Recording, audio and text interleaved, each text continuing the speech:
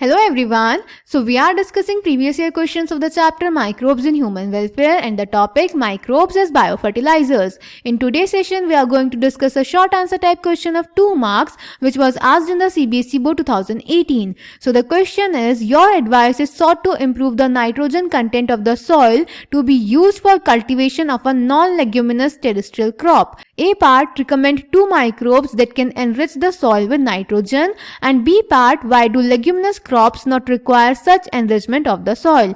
तो बेटा इस क्वेश्चन के ए पार्ट में हमें 2 माइक्रोब्स का नाम बताना है जो सॉइल में नाइट्रोजन कंटेंट को एनरिच करते हैं, और बी पार्ट में हमें बताना है कि लेग्यूमिनस क्रॉप्स को सॉइल में ऐसी एनरिचमेंट की जरूरत क्यों नहीं होती। So let's check the answer. तो बेटा ऐसे 2 माइक्रोब्स जो सॉइल में नाइट्रोजन कंटेंट को एनरिच करते हैं वो होते हैं एनाबेना, नॉस्टॉक, ऑसिलेटोरिया।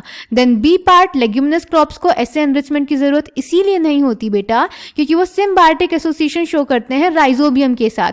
राइजोबियम इनकी रूट्स में प्रेजेंट नोड्यूल्स में प्रेजेंट होता है जहां पर ये एटमॉस्फेरिक नाइट्रोजन को ऑर्गेनिक फॉर्म में कन्वर्ट कर देता है और प्लांट इसको एज न्यूट्रिएंट यूज कर लेते हैं।